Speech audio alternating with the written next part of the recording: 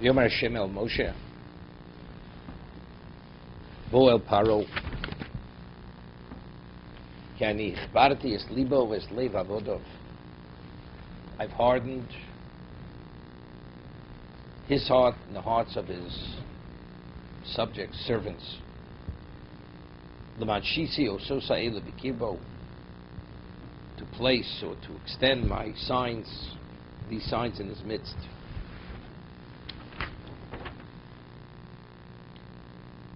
Yom Hashem al Moshe bel Paro b'hisrbo, forewarning.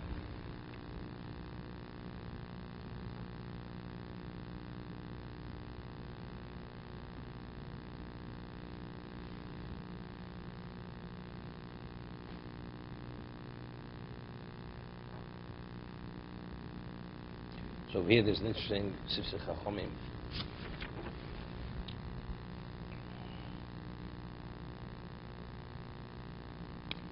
V'ocham Hashem Yisborach l'Moshe api shekvar hodeh v'omar chotosi apam. By borod, he says, I've sinned, now I've sinned. He openly acknowledged that he sinned by the hail. V'afi lo chelo shalach es bnei Yisrael, yet he reneged. Originally he says, I've sinned, Hashem HaTzadik, V'ani v'ami harishoim, he didn't send us. It came pshita, losani yasher, so what are you wasting your time? Forewarn him. Just hit him over the head.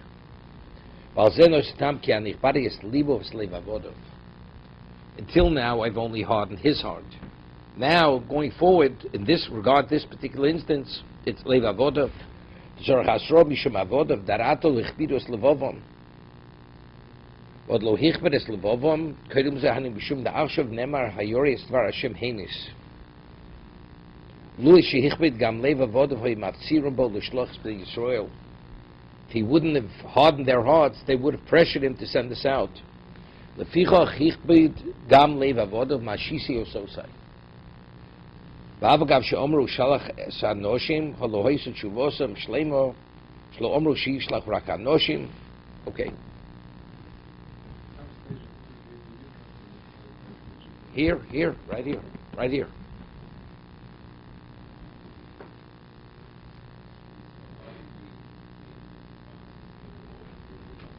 No. His advisors. His personal advisors.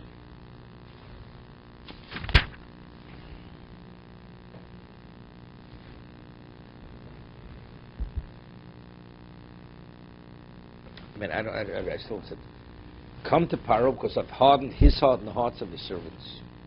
So where are you coming to them? Should be late. No, not the lech. No, has nothing to do with this. What's the lech about? Goat. So that's a separate discussion. What does he bow? Would you say lech? Has nothing to do with this. Okay. Right.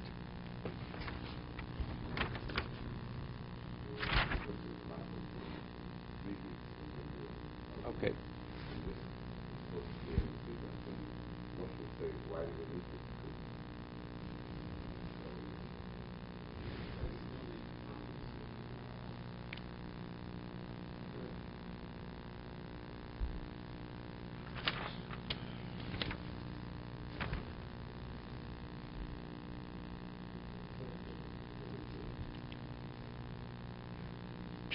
Languages. Where did you pick this up in before you came over?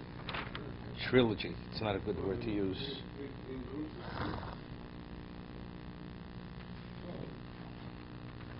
That word's used within the context of Christianity. No, that's trilogy too. Trilogy also. Yeah, trilogy. Yeah.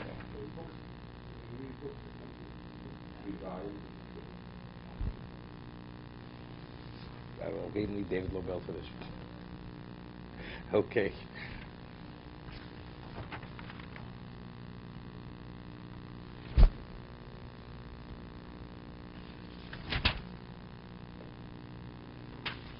Over here, the Orachaim HaKadosh explains what's the Kianich Bardius Libo. He says, to explain to Moshe humanly, in terms after Borod, to be traumatized to that level, you can't continue. Humanly, it's impossible to continue. So he's sending him out.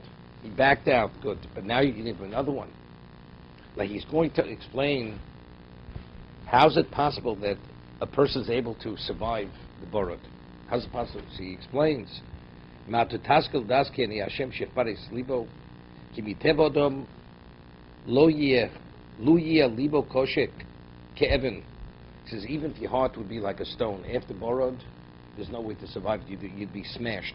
Yirad v'yifchad v'rosa makas haborod. So Isho deno b'risho. Paro still maintaining this evil position.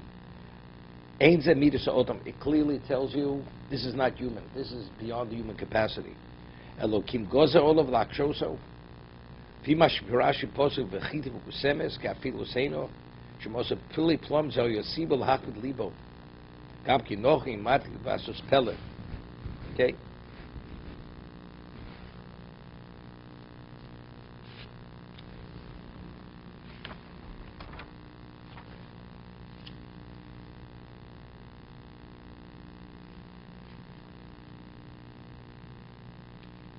See, the way the Sephorno learned last week's reading, what was the opinion of hardening his heart? Because he wanted to give the Mitzrayim a chance to do tshuva. Let's say they would have let us out under duress. They had no choice. It was too overwhelming. So if that's the case, they're condemned forever. But by continuously giving them the emotional wherewithal to be able to stand up to the Makos, so now you're still in the position to make a choice. This is the understanding.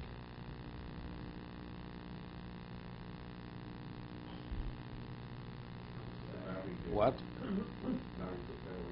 No. Same thing. The way he learns continuously. Humanly, it's impossible to withstand this. I'm giving to be till the last moment. Till the last moment, you should have the ability to do tshuva. Even this. That's it. Without free choice, there's no tshuva. That's harden his heart and the hearts of his. Same thing. That it's you could slave because his servants shouldn't pressure him to send them out because then that's not his choice. It's coercion. It should be through his own free will. All of that free will.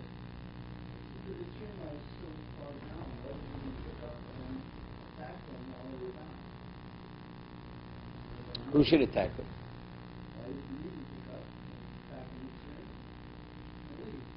They couldn't leave. They couldn't. They were still slaves.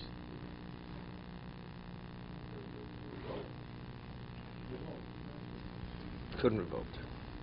They still had them locked in there. Kishuf-wise, everything, they were still locked in there. They couldn't escape. Ulamad sabe ba'ozni bintcho. Uven bintcho. Eisesher salalta b'Mitzrayim.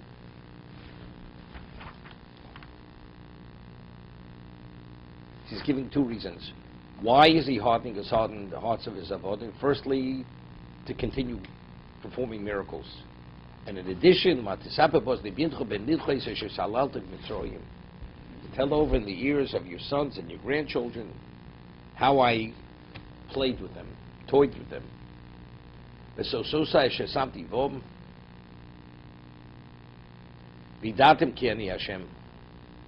You have to understand what it means. How I played with them. Played with them is what? And so if that's, what are we at? So Samti Bom? That's part of it. That's the Salalti.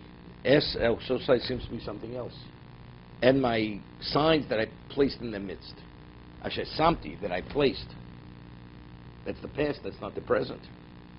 No? Vidatim Kini Hashem. What? No, nobody says anything on that.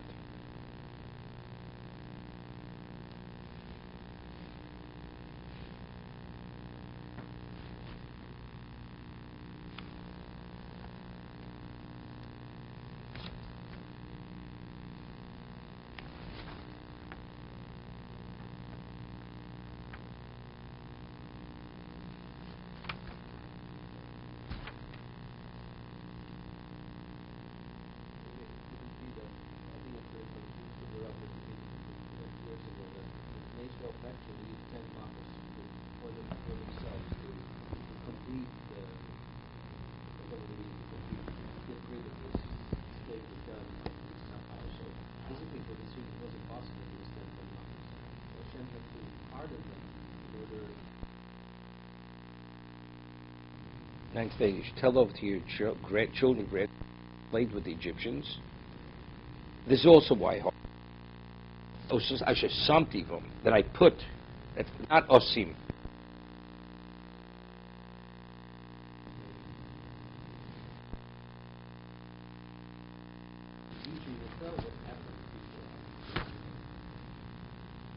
Well, why now? Why is he saying now? Why not before now? Right? It seems to be for this going forward. The reason why hardening is hard now and that is for this reason. Until now, that wasn't for this reason.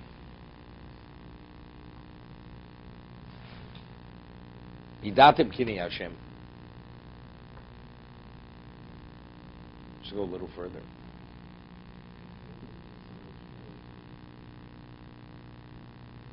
I think it's the past. Minimally the borrowed. But Ososai is, could be the borrowed was both. There were multiple things by the borrowed, correct? There were, there was fire and water.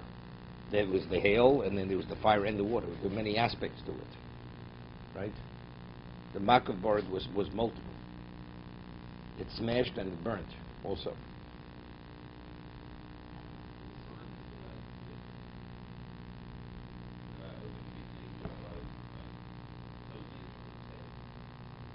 Okay. Vidatim ki ani Hashem. Then you'll know that I am Hashem. What's vidatim ki ani Hashem? And then you will know.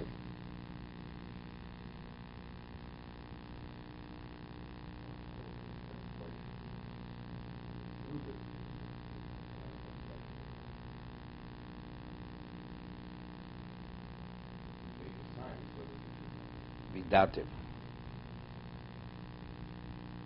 Somehow this is connected to telling it over to your children and grandchildren.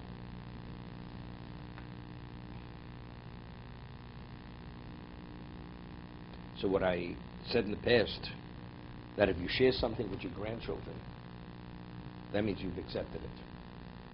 If you don't, you have your own doubts. If you say it over to your grandchildren, see the way Hashem plays with them, that they think that they're in control and they're not in control, and you understand that, then vidatim. That's an indication that you know that I am Hashem. But if you don't say it over to your grandchildren, then it's an indication you yourself have questions.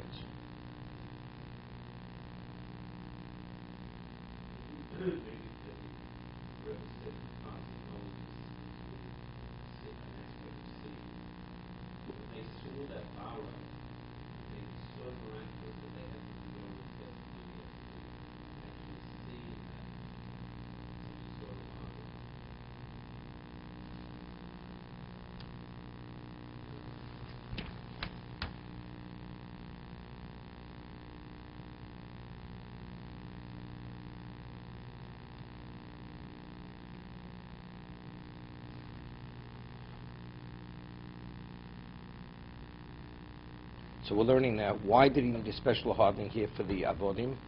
Because borod was beyond. So therefore, right? His inner circle would have pressured him to send them out, so therefore Hashem had to even harden their hearts. So he should be able to continue with the miracles. In addition, now, this is the way I learned in the past. What's the reason why they harden their hearts? You know, it has to be within a context of some degree of putting perspective. I mean, after Borod, how does he retain them? What did Borod show? What did Paro say? Hashem atzar bani v'ani arushoy by Borod. Because this is the first time there was a contradiction in nature. First time, right? Water and fire. First time. So that's the reason. So it indicated that this power is not like all other deities. All the deities function within nature. This power encompasses everything. He supersedes nature. So that would indicate he is the supreme being. Right? But he has a question. So why wasn't the spelt and the wheat destroyed? If he is the total supreme being, he should destroy everything. The answer is he's not in full control. He's not in full control. That's why that's in his irrational way to see it, this is why he reneged. Because after he made the evaluation, okay, but that's playing with him. But that same idea. That's playing with him. The reason why I harden his heart that he should see it in this irrational way is because I'm playing with him. Because why? How is he playing with him? Because why did Hashem leave it? What would have been if everything would have been destroyed? No, so the Arba would have no value. This is false security. You think you have the wheat and the spelt. You understand? Now you realize you have nothing. Now it's going to be even more traumatic. This little thing that you have to hold on to, your survival, even that's not going to be. Because the Arba, the locusts are going to need that. So you'll be showing your grandchildren and children how Hashem's playing with them. He's giving them a little bit, a rope enough to hang themselves, literally, continuously. So therefore, it's Asher Samti Bo. The miracles that he placed in them, meaning going back to the Borod, that itself is a deception. He's deceiving him. He should believe that he's in control, or he has a correct perception, but that's all because he's toying with it. To be continued.